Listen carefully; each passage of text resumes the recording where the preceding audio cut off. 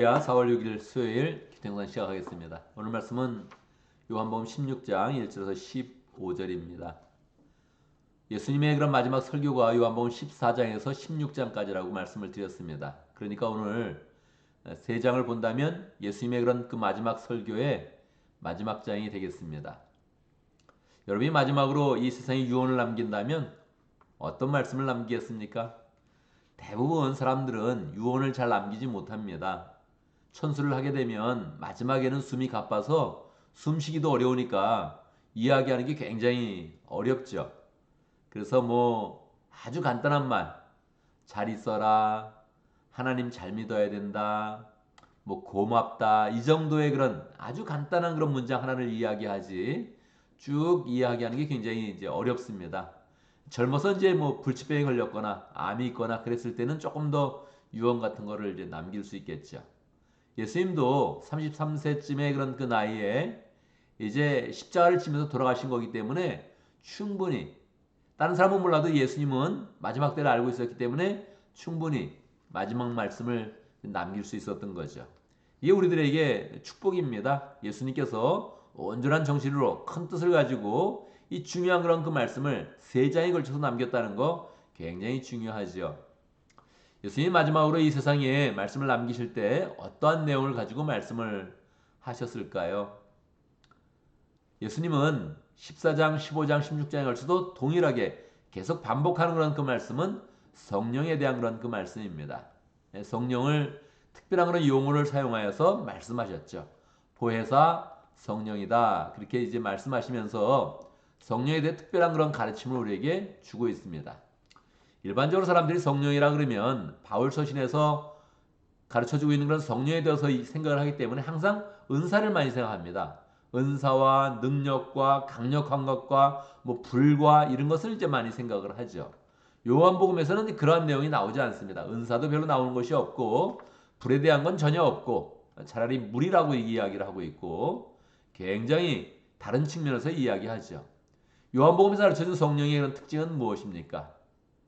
요한복음에 나타난 성령의 그런 특징은 예수님과 성령이 하나 되어 있다는 것입니다. 보혜사라는 그런 말로써 하나 되어 있다는 거예요. 요한 1서에 보면 예수님이 보혜사로 나와 있거든요. 근데 여기는 성령이 보혜사로 나와 있단 말이에요. 그래서 예수님과 성령이 하나 되어 있구나 하는 것을 이제 알 수 있습니다. 그래서 이 마음 가운데 예수님과 성령이 하나 되어 있어서 예수님이 이제 떠나가시는데 성령이 오시는구나. 예수님을 대체해서 오시고 더 풍성케 하면서 오시는구나 하는 것들을 이제 알 수 있죠. 성령이 오셔서 어떤 일을 하시겠습니까? 성령은 예수님이 말씀하셨던 그 말씀을 기억나게 하시고 말씀의 열매를 맺게 하시고 그리고 우리로 하여금 구원의 길로 인도하는 그러한 역할을 하는 것입니다. 오늘 말씀의 보면 시작점에서는 내가 너에게 이런 말을 하는 것은 너희가 넘어지지 않게 하렵니다. 그렇게 이제 이야기를 시작하고 있습니다. 왜 넘어지게 됩니까? 우리가 예수님을 믿었을 때, 성령을 받았을 때 우리는 막연하게 좋은 것을 생각한다는 거예요. 그렇지 않겠어요? 예수 믿으면 마음이 평안하고 영혼이 구원받고 이 좋은 일이 있기 위해서 우리가 믿는 거지. 우리는 나쁜 일 일어나라고 믿지는 않잖아요. 그러니까 이 막연하게 우리의 마음 가운데는 믿음이 우리가 그런 삶을 복되게 할 것이다. 좋게 만들 것이다. 그런 생각을 갖게 됩니다. 사실이죠. 그런 일이 일어납니다. 그런데 실상은 이 현실의 그런 삶 가운데서는 어려운 일이 많이 온다는 거예요. 힘든 일도 많이 온다는 거예요. 그렇지 않아요? 이 세상 가운데도 정말 좋은 일이 있으려면 이 고생을 하면서 어려움이 있으면서 이렇게 딱 뭔가를 얻게 됐을 때 성취감이 있잖아요. 영생을 얻고 구원을 얻고 하나님 나라를 얻는 것은 참 좋은 것이고 우리의 마음의 기쁨과 평안과 즐거움 가운데 확신 가운데 그것을 얻게 되는데 현실의 삶 가운데 특별히 이 세상의 그런 삶 가운데는 핍박도 있고 어려움도 좀 만나고 그리고 심지어 여기 보면 출교하고 그리고 죽임을 당하는 그런 일도 있다는 거예요. 그러니까 이게 우리를 당황하게 하는 거거든요. 예수님이 유언으로 남기는 거예요. 너희가 나를 믿을 때 영생의 길을 가게 될 때 아주 축복스러운 일이 많이 일어날 것이지만 실상은 현실의 삶 가운데서는 핍박을 당하는 그런 사람이 핍박을 당하는 경우가 많이 있을 것이다. 특별히 이 이스라엘 사람들이 거기 있는데 이스라엘 사람들이 지금 예수님을 죽이려고 이렇게 그냥 그냥 착심해가지고 이렇게 달겨드는 거 아닙니까? 그러니까 예수님을 그 정도 했으면 예수님의 제자들에서는 어떻게 되겠습니까? 틀림없이 예수님을 믿는다고 핍박하는 일이 일어날 거예요. 그게 지금 2000년이 지났는데 지금까지도 이스라엘 땅에서 일어나고 있다는 거예요. 제가 성지순례 갔을 때 우리가 예수님을 믿는 사람이다 딱 이렇게 생각을 하니까 아주 태도를 경멸하는 그런 듯한 태도를 보이면서 우리를 대하는 그런 사람들이 있었습니다. 기가 막힌 일 아니에요? 2000년이 지났는데 예수님이 이제 이 땅의 메시아라는 것이 완전히 드러났음에도 불구하고 아직도 정통 유대인들 가운데서는 예수님에 대해서 싫어하고 거부하고 그러면서 사람들을 핍박하는 그런 사람들이 아직도 있다는 거예요. 그러니 예수님이 돌아가신 다음에야 쟤들 핍박하는 그런 경우가 얼마나 많았겠습니까? 예수님이 이것을 미리 이야기해 주고 싶었던 거예요. 내가 이것을 미리 이야기해 준다. 유언으로 남긴다. 왜냐면 너희로 하여금 넘어지지 않게 하기 위해서 미리 이야기한다. 이렇게 이제 말씀을 해 주시는 거죠. 그러면서 이제 이런 모든 말을 해주는데 그럼 어려운 일만 있을 것이냐? 그렇지 않다는 거죠. 뭐예요? 예수님께서 성령에 대해서 이야기하니까 내가 이제 아버지께로 가는데 거기서 보혜사를 너에게 보내준다. 이게 너에게 유익이다. 그렇게 이제 말씀하고 있는 것입니다. 7절 내가 진실을 말하는데 내가 떠나가는 것이 너에게 유익이다. 왜요? 내가 떠나가지 아니하면 보혜사가 오지 않는다. 그러니까 지금 예수님이 이 마지막 부분에 예수님과 성령을 딱 그렇게 붙잡고 관계를 맺으면서 말씀해 주는 거예요. 내가 떠나야 된다. 안 떠나면 보혜사가 못 온다. 보혜사가 와야 너에게 유익이 된다. 보혜사가 와야 너희가 나의 하는 일을 할 것이요 내가 하는 일보다 더 큰 일을 할 것이다. 왜 꼭 보혜사가 예수님이 가셔야만 옵니까? 보혜사는 그냥 못 와요. 왜요? 인류의 모든 그런 사람들은 죄인이기 때문에 이 죄인의 마음 가운데는 성령이 임하지를 못합니다. 그래서 예수님이 십자가로 죄를 씻은 다음에 아버지께로 딱 올라갔을 때 이때 바톤 터치가 되면서 하나님이 그래 이 땅에 그런 죄들이 다 사해졌다. 성령아 가라 하면서 이제 성령 하나님을 이제 보내는 거예요. 그래서 이게 반드시 예수님이 가셔야지만 보혜사가 오는 거거든요. 그러니까 예수님은 내가 떠나가는 게 유익이다.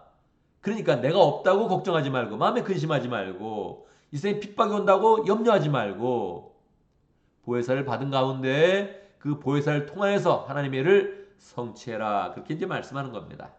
보혜사가 오면 세 가지 일을 한다는 거예요. 보통 이제 보혜사 성령을 오면 우리는 은사를 받고 막 능력으로 행하고 막 이런 걸 생각하는데 예수님이 이 마지막 부분이니까 더 차분하게 보혜사의 그런 성령의 사역에 대해서 이야기를 해주는 거죠. 보혜사가 오면 죄와 의와 심판에 대해서 증거할 것이다. 죄는 뭐예요? 죄는 가장 큰 죄는 예수를 믿지 않는 겁니다. 그러니까 예수님이 그렇게 말씀하는 거예요. 9절 보면 죄에 대하여 깨우친다 함은 세상 사람들이 나를 믿지 않기 때문이요. 이 세상 사람들의 문제는 예수를 믿지 않는다는 거예요. 믿지 않는 게 죄다. 그거를 성령이 오셔서 계속 성령의 역사를 나타내면서 알려준다는 거예요. 믿어야 된다 예수님을. 할렐루야. 우리 예수님을 잘 믿어야 됩니다. 할렐루야. 우리 예수님을 잘 믿어야 됩니다. 이게 성령의 사역이라는 거예요. 성령의 사역은 막 불내려가지고 막 능력을 행하는 게 아니라 예수님을 잘 믿는 거. 예수님을 말씀대로 믿는 거. 이 진리의 말씀을 자꾸 담아서 말씀의 열매를 맺는 게 성령의 사역이라는 거예요. 두 번째, 의에 대해서 그런 것은 의에 대해서는 예수님이 정말 아버지께로 가셨다. 이걸 정확히 알라는 거예요. 예수님이 이 땅의 모든 건 죄를 다 없애면서 하나님의 의를 이루시고 아버지께로 갔다. 그러면 의가 이루어진 거예요. 그래서 보혜사가 온 것이다. 그래서 보혜사가 온 그 자체가 예수님께서 이 땅 가운데 하나님의 의를 다 성취했다는 것을 알려주는 것이고 마지막 이제 심판인데 성령은 이 땅 가운데 심판의 그런 메시지를 준다는 거예요. 특별히 이 심판의 그런 메시지가 무엇입니까? 11절 심판에 대하여 깨우친다 함은 이 세상의 통치자가 심판을 받았기 때문이다. 이 세상의 통치자 본질적으로는 사탄입니다. 사람이 다 죄인 되었을 때 이 사탄이 이 죄인들을 장악하는 그런 통치자가 되었던 거예요. 2차적으로는 정말 통치자죠. 이 땅의 통치자, 정치의 그런 세력들, 왕들, 이 세상의 왕들 이것은 다 심판을 받는다는 거예요. 성령이 오시면 다 그들을 심판하면서 너희들은 죄인이다. 너희가 하는 건 통치는 이 땅 가운데 하나님의 의를 하나도 이룰 수 없다. 하나님 나라의 열매를 거둘 수 없다. 영생으로 인도하는 일 꿈에도 꿈꾸지 못한다 하면서 심판하시고 우리에게 영원한 왕을 주시면서 하늘나라의 그런 통치를 보여주시면서 우리를 하나님 나라로 인도해 준다는 것입니다. 그래서 이 앞부분에 시작하는 그런 그 말씀과 비교해 봤을 때 그래, 야, 이거 하나님을 믿는 것이 만만치 않구나. 핍박이 있을 수도 있구나. 어려움이 있을 수도 있구나. 있습니다. 그런데 우리는 마음에 두려워하지 않는다는 거예요. 왜요? 성령이 오셔서, 보혜사가 오셔서 예수님이 우리와 늘 동행하신 것처럼, 예수님이 제자들과 동행하신 것처럼 우리와 동행하시면서 우리의 그런 삶 가운데 함께 해주시고 죄에 대해서, 의에 대해서, 심판에 대해서 깨우쳐 주시고 그리고 우리를 계속 예수님이 하셨던 그런 말씀을 기억나게 하면서 우리를 영생으로 확실하게 인도해 주신다는 것입니다. 그래서 예수님의 그런 그 말씀 가운데 우리가 마음을 활짝 열면서 주님이 이 땅 가운데 죄를 용서해 주시고 다 의를 이루셨사오니 주님, 우리에게 성령을 풍성하게 보내주십시오. 우리가 이미 예수님을 고백하기만 하면 성령님은 이제 우리 가운데 들어오셨습니다. 들어오신 그런 성령을 우리 그런 삶의 영역 가운데 성품과 생활과 모든 그런 삶의 영역 가운데 더 풍성하게 인도함을 받으며 첫 번째로는 예수님의 말씀을 기억하고 두 번째로는 우리 그런 삶을 다 성령을 통해서 인도함을 받는 그런 가운데 우리가 구원의 그런 여정 속에서 확신을 가지고 담대하게 한 걸음 한 걸음 또 하나님 나라를 향해서 나아가야겠습니다. 자, 오늘도 말씀 가운데 기도 제목을 붙잡습니다. 우리가 보혜사 성령의 인도함을 받는 사람이 될 수 있도록 보혜사 성령이 하는 가장 큰 일은 우리에게 예수님 말씀을 믿게 하시고 기억나게 하시고 그 말씀대로 살게 하는 것입니다. 내가 성령의 인도함을 받아서 말씀대로 잘 살아가며 주님과 동행하는 복된 삶을 살 수 있도록 그렇게 기도합니다. 오늘 목장을 위해서 기도하는데 따박증과 목장을 위해서 기도하겠습니다. 이상진 목자님, 강루시아 목녀님, 또 목원들과 강강 선교사님 위해서 함께 기도하겠습니다.